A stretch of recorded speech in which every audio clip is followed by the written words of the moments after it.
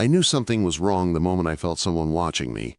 I had walked home late before, but that night in Boston felt different. The air was cold, the streets were nearly empty, and every step echoed too loudly against the pavement. When I checked my phone, the time read 10:23 p.m. I just wanted to reach my apartment. I wrapped my arms around myself and kept walking fast, hoping the fear in my chest was just in my imagination. But it wasn't. The footsteps behind me matched my pace perfectly. When I sped up, they did too. When I turned a corner, they turned. My heart slammed against my ribs as three men stepped out from the shadows, blocking every path around me. They moved like they had done this 100 times. I froze when something hard pressed into my side. I knew it was a weapon. My name is Charlotte Hayes. I'm 19 years old. And I never thought my life would turn into a nightmare like this. One of the men leaned close. "Don't scream." Before I could even breathe, a black SUV rolled up silently.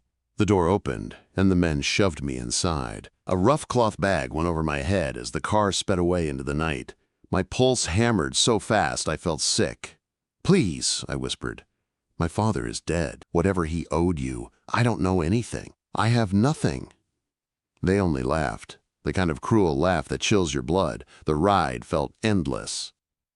I tried to track turns, count seconds, remember anything that could help me escape, but the fear, the darkness, and the bag over my head made everything blurry.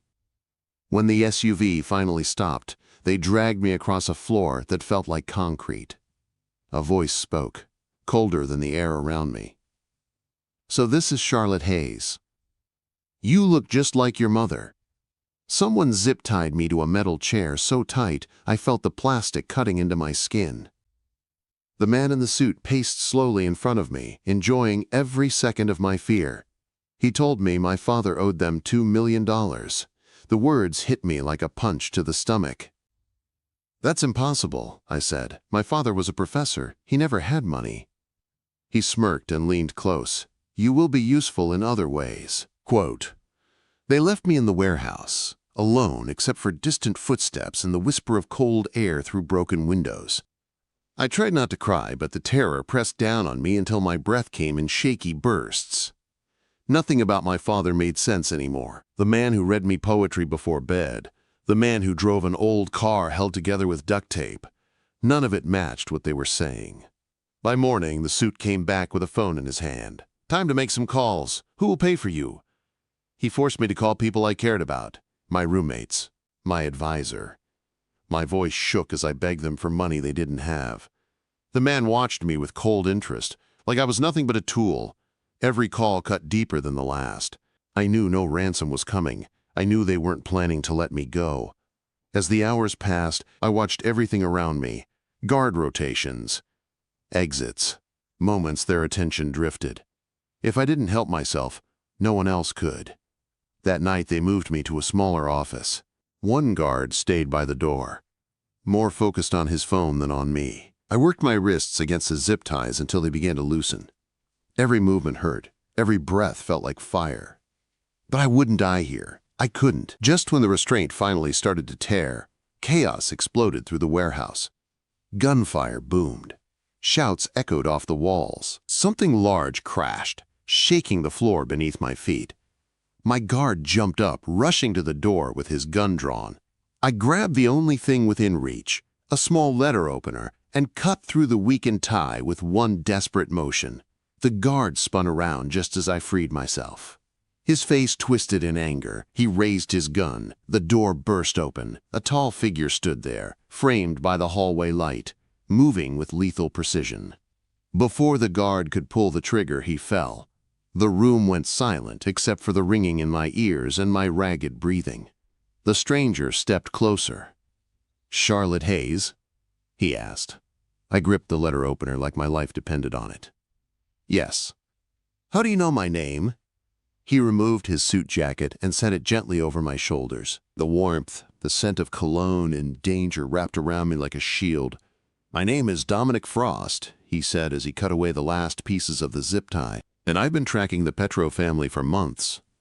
His eyes were storm gray, sharp, searching. And in that moment, I knew I had escaped one nightmare only to fall into something even more complicated. "Can you walk?" he asked, guiding me toward the exit with a steady hand against my back. "We need to move quickly." Electricity shot through me at his touch. I didn't know who he truly was. I didn't know where he was taking me. But the only thing more terrifying than trusting him was not trusting him. When I woke up, the first thing I felt was softness. Soft sheets, a soft pillow, soft sunlight warming my skin. For a brief second, I believed I was back in my small apartment in Boston, safe under my cheap blankets. But then, the memory of the warehouse hit me like a wave. My wrists burned when I moved, reminding me that everything had been real. I opened my eyes and realized I wasn't anywhere I recognized. The bed was huge, covered in cream silk. The room looked like something from a magazine, elegant and expensive. Floor-to-ceiling windows showed acres of manicured gardens, and the smell of polished wood filled the space. I wasn't home. I wasn't free. I had no idea where I was. A soft knock came before the door opened. A woman in her 50s stepped in, holding a tray. "Good morning, Miss Hayes," she said kindly. "Mr. Frost asked me to check on you." Mr. Frost. Dominic. My heart jumped in my chest, confusing fear and something else I didn't want to name yet. "Where am I?" I asked, pushing myself up. "How long was I asleep?" "You're in Mr. Frost's private residence in Brookline," she replied. "You've slept nearly 14 hours. The doctor said your body needed the rest." My clothes were gone. I wore silk pajamas that were clearly not mine. My injuries were cleaned and bandaged. Someone had taken care of me while I was unconscious.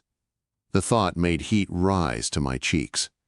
"There are clothes for you in the wardrobe," she added before leaving the room. "Mr. Frost will see you in the study whenever you're ready." His study, his house, his rules. After she left, I explored the bathroom and stood under the steaming shower until my muscles stopped shaking. The water washed away the warehouse dirt and revealed bruises I hadn't noticed before. When I finally stepped out, I opened the wardrobe and froze. Everything was my size.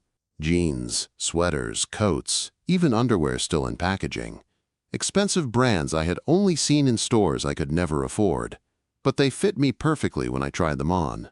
How did Dominic know my measurements? How long had he been watching me? Dressed in clothes that weren't mine, I walked through the mansion following Mrs. Bennett's directions. The hallways were filled with paintings that looked like they belonged in museums. Every corner felt too perfect, too quiet, too controlled. I also felt eyes on me. Discreet security guards stationed out of sight, but close enough to move if needed. I stopped outside the study door and took a deep breath before knocking. "Come in," Dominic's deep voice said. He stood by the windows, tall and sharp in the morning light. His presence filled the room, calm but powerful. When he looked at me, his eyes softened just slightly. "Charlotte," he said, "how are you feeling?" "Confused," I admitted, "and overwhelmed. You know things about my father that I don't. You run something dangerous. You live like someone everyone fears. Who are you really?" He walked toward a table and poured amber liquid from a crystal decanter into 2 glasses. He handed me one gently. "I told you before," he said, "I build stability in places where chaos used to live." "That's not an answer," I whispered. Dominic studied me for a moment, then set his own glass down and pulled a thick folder from his desk. He opened it and turned it toward me. My father stared back at me from photographs I had never seen. He was younger, sharper, surrounded by people who looked like criminals or spies. "That's not my father," I said, even though I knew it was. The tilt of his head, the scar above his eyebrow, his smile. It was him.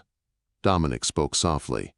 "He worked for me. For 6 years. He was brilliant. His academic life made a perfect cover. He analyzed Russian crime networks. He was one of my best people." My world tilted. Everything I knew about my father shattered. "But he died of cancer," I said numbly. Dominic's face hardened. "The cancer was real.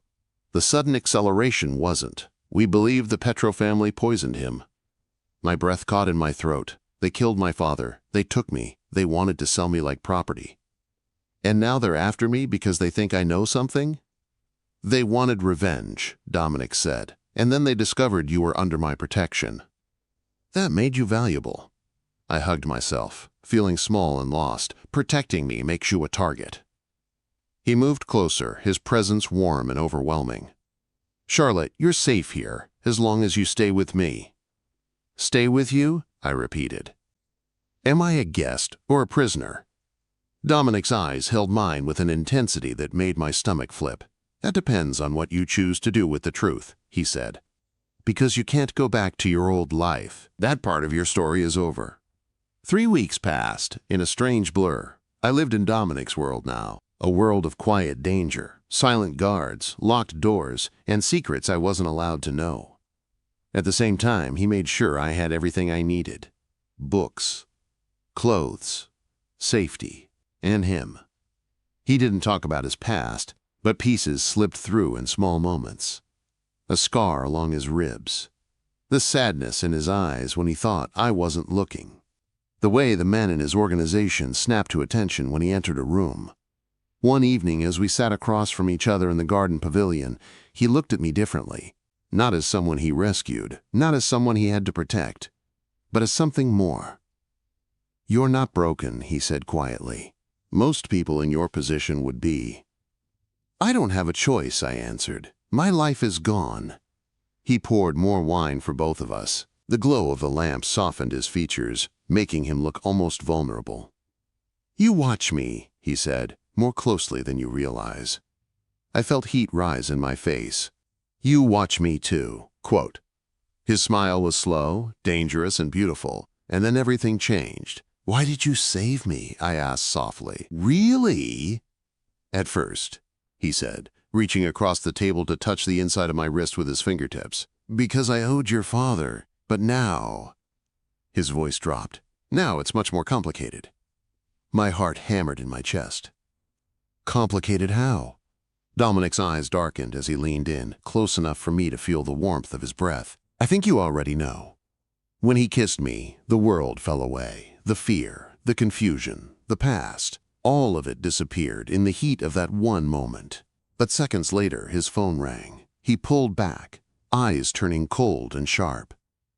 They found us, he said. We need to move. And just like that, everything I thought I understood shattered again.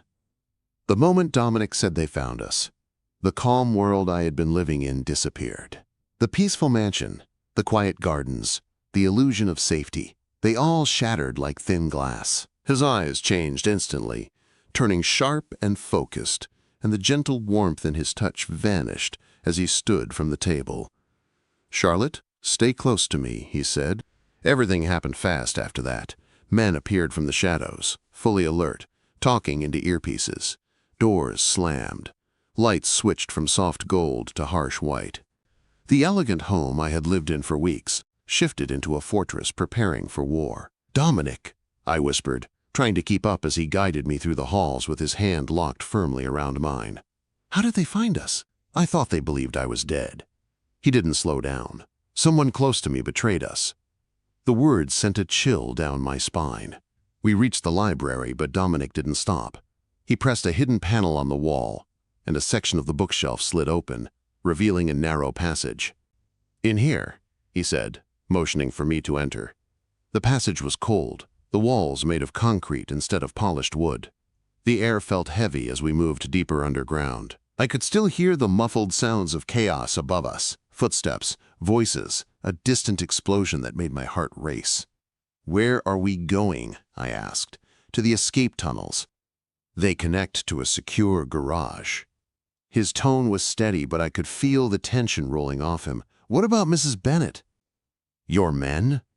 They know their evacuation points, he answered. Right now, my priority is you. My chest tightened at the way he said it, fierce and certain. We reached a large underground garage filled with vehicles that looked built for war. Dominic chose a matte black SUV, opened the passenger door, and looked at me with eyes that left no room for argument. Get in and stay low. I climbed in, and he slid into the driver's seat. As he pulled out of the tunnel, I heard gunfire behind us. My hands shook as I gripped the seatbelt. When we hit the road above, The city lights flickered through the windows like stars in motion. For a long time, neither of us spoke. Then Dominic finally said the words that made my stomach twist. Petrov wants more than revenge now. Quote, "What does he want?" I whispered. "You, in exchange for a ceasefire. One life for hundreds." Cold fear swept through me. "You're considering it," I said. His silence was enough of an answer. I felt sick. "So I'm just a piece on a chessboard?" Dominic looked at me then, really looked at me, his jaw tight, his voice held back like he was fighting himself. "The logical choice would be to trade you. I built everything I have by making logical choices. Then why haven't you handed me over?" We drove down a dark, empty road surrounded by forest. He finally pulled off near a secluded cabin hidden behind tall trees. When we stepped inside, the air smelled like pine and cold earth. The place was simple, nothing like the mansion. Dominic locked the door and turned back to me. "You want to know why I haven't given you up?" he asked, walking toward me with slow, measured steps. I backed up instinctively until my shoulders touched the wall. He braced one hand beside my head, close enough that his presence wrapped around me like heat. "Because you've become the one weakness I can't cut away," he said softly. "I can ignore fear, pain, loss, but not you." My breath caught. His forehead lowered until it touched mine. His voice dropped to a rough whisper, "And that terrifies me." I didn't move away. I couldn't. "So what happens now?" I asked, my voice small but steady. "Now we end this," he said. "Petrov has crossed too many lines. He's threatened what's mine." The possessive tone should have scared me. Instead, it felt like an anchor holding me steady in a world that kept shifting beneath my feet. By dawn, the cabin filled with Dominic's most trusted men. They brought maps, weapons, and information. I watched from the side as Dominic took command, his voice calm, each order sharp and decisive. He was a man born for control. "You don't have to be here," he said when he stepped aside to speak with me. His hand lifted to cup my cheek, his thumb brushing softly along my skin. "I can have you taken somewhere safe, somewhere new. You could start over, far from this. A new identity, a new life, freedom." But as he held my face in his hands, I knew the truth. Freedom wasn't what I wanted. "What if I don't want to leave?" I whispered. "What if I choose this?" "Choose you?" For the first time, Dominic looked stunned. Then something dark and hungry filled his eyes. "If you stay, you accept everything," he said. "The danger, the violence, and the fact that once you're mine, Charlotte, I will never let you go." "I'm done running," I said. "My old life is already gone." The plan came together that afternoon. I was the bait. The meeting point was chosen. Every movement rehearsed, every angle calculated. Dominic's men took their positions in silence as we approached the abandoned warehouse. Petrov stepped out with his entourage, his cold eyes sweeping over me. "So Frost has offered you as payment," he said. "A noble sacrifice." I lifted my chin. "Actually, I'm here to end this." The signal was simple, a shift of my foot. Dominic's men moved like shadows. Gunfire erupted. Shouts echoed. The warehouse filled with chaos. I stayed still, protected by the bulletproof vest hidden beneath my clothes. This time, I wasn't helpless. I was part of the plan. Minutes later, Petrov was on his knees. Dominic stood over him, rage simmering beneath his calm exterior. "Charlotte," he said softly, "this choice belongs to you." My hands didn't shake when I stepped forward. My voice didn't break when I spoke. "My father was a good man," I said. "He deserved better." The sound that followed closed a chapter of my life forever. 3 months later, I stood beside Dominic in our penthouse overlooking Boston. The woman staring back at me in the mirror was stronger, sharper, and unafraid. I was no longer the girl who walked home from a cafe job at night. I was the woman who survived. The woman he chose. And the woman who chose him. 3 months after Petrov's fall, my life looked nothing like the one I used to know. I stood in front of the floor-to-ceiling windows of our penthouse, watching the lights of Boston glow like scattered stars. The woman reflected in the glass no longer looked afraid or lost. My eyes were sharper now, my posture more certain, my heart steadier. I wasn't the girl who walked home from a cafe shift anymore. I was the woman who had survived a nightmare, uncovered the truth about her father, destroyed the man who hunted her, and stepped willingly into a world built on power and danger. And standing behind me, his presence warm and unshakable, was the man who changed everything, Dominic. He approached with quiet steps, sliding his arms around my waist. His chin rested on my shoulder, and I felt his breath against my neck, steady and warm. "You're thinking again," he murmured. "I can always tell." I placed my hands over his. "I was just remembering who I used to be." "Charlotte," he whispered, brushing his lips lightly against my shoulder, "you were always strong. You just didn't know it yet." His voice was gentler now than it had ever been in those early days. He had stepped out of the shadows of violence and power to show me the man beneath the title. The man who stayed awake reading beside me when nightmares woke me. The man who insisted I keep the lights on at night until the fear faded. The man who taught me how to fight, how to defend myself, how to never shrink again. The man who chose me, and the man I chose. Life with Dominic was not soft, but it was honest, real, intense, and in its own way, safe, because he would burn the world down before letting anyone harm me again. "You changed everything," I told him. He turned me in his arms and lifted my chin, his storm gray eyes locked onto mine. "No, you changed me. I never expected someone like you to walk into my life. I never expected to need anyone." "Do you?" I asked softly. His hand slid to the back of my neck, pulling me close until I felt his heartbeat against my chest. "Yes," he said, "more than I ever thought possible." We had been through too much to pretend otherwise. The danger hadn't vanished. Dominic still had enemies. His empire still demanded hard decisions and sharp instincts. But now I moved beside him, not behind him. He trusted me with information, with decisions, with pieces of himself he had hidden from the whole world, and I trusted him with all of me. A knock on the penthouse door interrupted our moment. One of Dominic's men stepped inside. "Sir, it's confirmed. A new group is trying to move into the city. They want a meeting." Dominic's grip on my waist tightened for a moment, but then he nodded. "Tell them they'll meet with us tomorrow morning." Us. He didn't say me. He didn't say my people. He said us. As his man left, I looked up at Dominic. "You want me there?" "You're my partner," he said simply. "This life touches you now. And I won't hide the truth from you.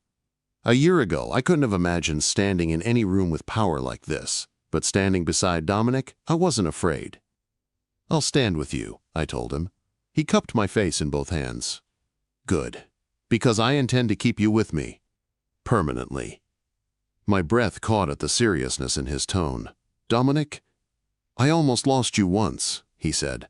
"It won't happen again. I'm done pretending this is temporary. You belong with me." His forehead pressed to mine, and the promise in his voice felt like a vow. "I want a life with you, Charlotte," he whispered. "Not a hidden one, not a half one, a real one." My heart squeezed so tightly it almost hurt. "I want that too." His lips met mine with a heat that swept everything else away. The city lights behind us blurred. The danger outside our walls disappeared. It was just him and me, bound by something neither of us could walk away from now. When he finally pulled back, his thumb brushed across my lower lip. "You're mine," he whispered, not as a claim of ownership, but as a truth bound to both our hearts. "And you're mine," I whispered back. Together we turned toward the window, watching the city that had both shattered and rebuilt my life. This was my story now. Not the story of a kidnapped girl, not the story of a frightened 19-year-old, but the story of a woman who stepped into a world of darkness and found her strength there, found her truth there, found love there. With the man who rescued me, the man who fought for me, the man who became my future, Dominic Frost.